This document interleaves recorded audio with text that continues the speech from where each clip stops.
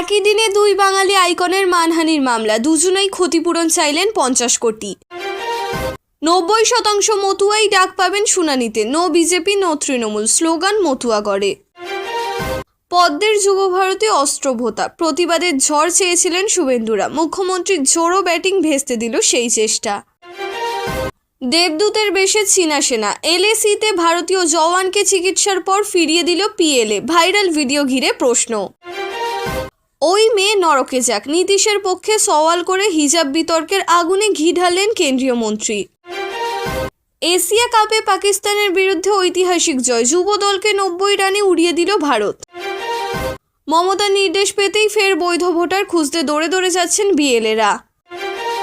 2 বছরের শিশুকে ধর্ষণ ও খুনের দায়ে আসামের ফাঁসি নিশ্চিত করলেন রাষ্ট্রপতি দ্রৌপদী মুর্মু। বাংলাদেশের ওপর প্রভাব বাড়ছে চীন ও পাকিস্তানের। মোদী সরকারকে সতর্ক করল সংসদীয় কমিটি, বলল 1971-এর পর সবচেয়ে বড় সংকট। 1971-এর পর সবথেকে বড় বিপদ। শশী থারুরের কমিটির রিপোর্টে বাংলাদেশ নিয়ে মোদী সরকারকে চরম সতর্কতা। এলাকায় আগে কখনো দেখিনি, খসড়া তালিকা বেরোতেই পাড়ার 165 জনকে নিয়ে বাগদায় বিস্তর প্রশ্ন। 63,000 ভোটার বাদ গেলেও চিন্তা নেই, আমাকে হারাতে পারবে এমন বিজেপি নেতা জন্মায়নি। বনগা রানাঘাটে মতুয়াগড় কাঁপছে শুনানির আতঙ্কে। 1,34,000 ভোটারকে নোটিশ, নাজেহাল দশা ঠাকুরবাড়ির। সমুদ্রে ভারতের শিকারিবাজ, নৌবাহিনীতে এলো ঘাতক সিহক হেলিকপ্টার, এবার জলেই সমাধি হবে শত্রু সাবমেরিনের। 19 ডিসেম্বরেই কি মোদী সরকারের পতন? সঞ্জয় রাউতের চাঞ্চল্যকর দাবিতে রাজনৈতিক ভূমিকম্পের পূর্বাভাস। পুরীর জগন্নাথ মন্দিরের চূড়ায় পাখির ঝাঁক, অপয়া সংকেত নিয়ে তুমুল জল্পনা। কীর্তি দাও একটা ভুল করে ফেলেছেন, বৈঠকের পর মুখ খুললেন রচনা। বিএলও নয়, এবার সরাসরি ভোটারকে শোকজ করল নির্বাচন কমিশন। ভারতের শেয়ার বাজারে আসবে নতুন জোয়ার, বড় ভবিষ্যৎবাণী করলেন রঘুরাম রাজন। বাংলাকে বদনাম করার চেষ্টা করে লাভ নেই, তারা ব্যর্থ হবে, কটাক্ষ মমতা বন্দ্যোপাধ্যায়ের। পাঞ্জাবে ছুটছে আপের বিজয় রথ, স্থানীয় ভোটে পিছিয়ে 4র্থ স্থানে বিজেপি। পিএম মোদির আত্মবিশ্বাস শেষ, শাহের হাত কাঁপছে, 3 নির্বাচন আধিকারিক বাঁচবেন না, হুঁশিয়ারি প্রিয়াঙ্কার। ঘোমটা খোলা বিতর্ক, পাকিস্তানি ডনের হুমকির পরেই নীতিশের নিরাপত্তা বাড়ানো হলো। ঠাঁই হবে না, প্রেমের টানে সীমান্ত পেরিয়ে আসা বাংলাদেশি তরুণীকে ফিরিয়ে দিল বিএসএফ। শুভশ্রীর কি দোষ, ডেকেছিল তাই গিয়েছে। প্রসেনজিৎ দেবকেও ডাকা উচিত ছিল, মেসি কাণ্ডের সরব রচনা। 56,000 পাক ভিখারিকে পাকিস্তানে ফেরত পাঠালো সৌদি আরব। মমতা ব্যানার্জির ভাইজিকে ঘুগনি বিক্রির ব্যবসা করার জন্য 1000 টাকা দেওয়ার কথা ঘোষণা করলেন শুভেন্দু অধিকারী। ভোটার তালিকায় ভুয়ো সই ও জোড়া নাম, এবার ভোটারকে শোকজ করল নির্বাচন কমিশন, নজরে বিদেশি কার্ড। চমকে দেওয়া ঘটনা, লাভ জিহাদের নামে প্রতারণা, হিন্দু তরুণীকে গণধর্ষণ। ভারতের শক্তিশালী নৌঘাটিতে চীনা গুপ্তচর, জিপিএস লাগানো পাখি ঘিরে রণক্ষেত্রের উত্তেজনা কারোয়ারে। মুর্শিদাবাদের বেলডাঙ্গায় বাবরি মসজিদ নির্মাণ নিয়ে নিজের জেদেই অনড় ভরতপুরের বিতর্কিত বিধায়ক হুমায়ুন কবির। একদিকে নতুন রাজনৈতিক দল গড়ার তোড়জোড়, আর অন্যদিকে বাবরি মসজিদের জন্য অনুদান সংগ্রহ, 2 সমান্তরাল মিশনে নেমেছেন তিনি। এবার প্রকাশ্যে এলো সেই প্রস্তাবিত মসজিদের জমির দলিলের এক্সক্লুসিভ ছবি। জানা গিয়েছে West Bengal Islamic foundation of India ট্রাস্টের নামে জমিদান শুরু হয়েছে। শক্তিপুরের বাসিন্দা মোস্তাফা আহমেদ 6 শতক জমি দান করার পর সাদ্দাম হোসেন ও নূর মোহাম্মদ শেখ নামে আরও 2 ব্যক্তি জমিও রেজিস্ট্রি করে দিয়েছেন। হুমায়ুনের দাবি, ইতিমধ্যেই নগদ ও ব্যাংক মিলিয়ে অনুদান 5.5 কোটি টাকা ছাড়িয়ে গিয়েছে। তবে সবচেয়ে বড় চমক অন্য জায়গায়। হুমায়ুন দাবি করেছেন এক রহস্যময় দাতা তাকে একাই 80 কোটি টাকা দেওয়ার প্রতিশ্রুতি দিয়েছেন।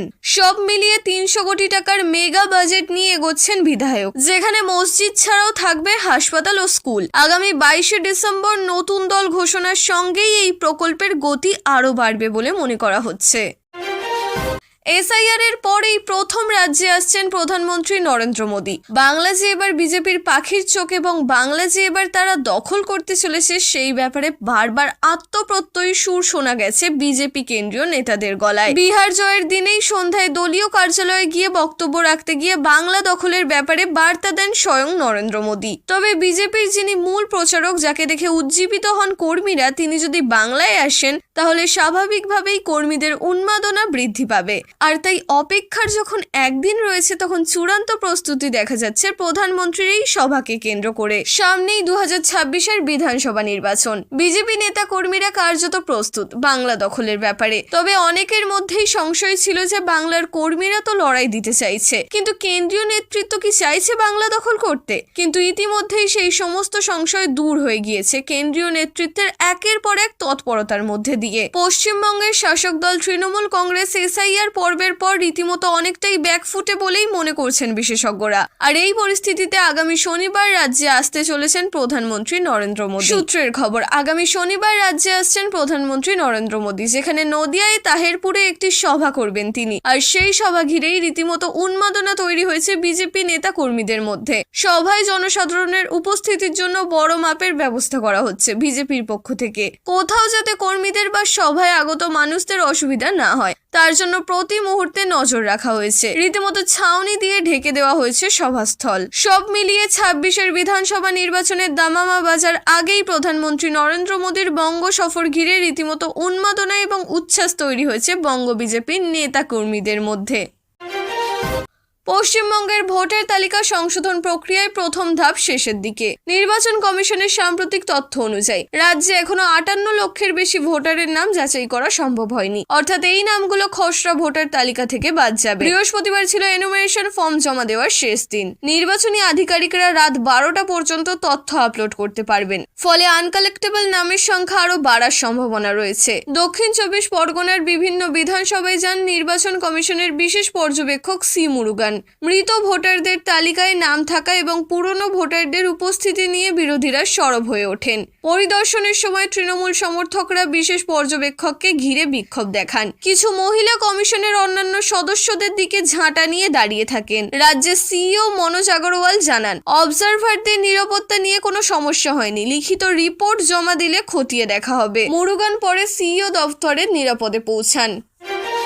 পশ্চিমবঙ্গ মুখ্য নির্বাচনী আধিকারিকের সিইও কার্যালয়ে কেন্দ্রীয় বাহিনী মোতায়েন করা হবে। কেন্দ্রীয় স্বরাষ্ট্র মন্ত্রক নির্বাচন কমিশনের পাঠানো একটি প্রস্তাব অনুমোদন করেছে।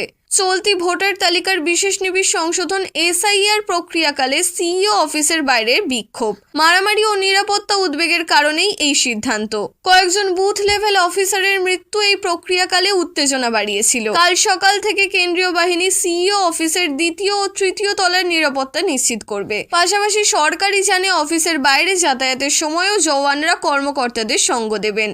অন্যদিকে খসড়া তালিকা যাচাইকালে এক ভোটারের নাম কলকাতার শ্যামপুকুর ও উত্তর 24 পরগনার অশোকনগর দুটি বিধানসভা কেন্দ্রে পাওয়া যায়। এই কারণে নির্বাচন কমিশন ওই ভোটারকে আজ কারণ দর্শানোর নোটিশ দিয়েছে। একটি ফর্মে ভোটার নিজে স্বাক্ষর করলেও অন্যটিতে স্বাক্ষর করেন অন্য কেউ। ঠিকানা পরিবর্তনের কারণে এমন দ্বৈততা দেখা দিলেও প্রকৃত তথ্য যাচাই করতে এই নোটিশ জারি করা হয়। একজন আধিকারিক বলেন, উদ্দেশ্য হলো ভোটারের ব্যাখ্যা চাওয়া এবং সংশ্লিষ্ট বুথ লেভেল অফিসার, সহকারী নির্বাচনী রেজিস্ট্রেশন অফিসার ও নির্বাচনী রেজিস্ট্রেশন অফিসারের ভূমিকা পরীক্ষা করা। কমিশনের এক আধিকারিক জানান, এই পদক্ষেপ এসআইআর প্রক্রিয়ায় বাড়তি নজরদারির অংশ।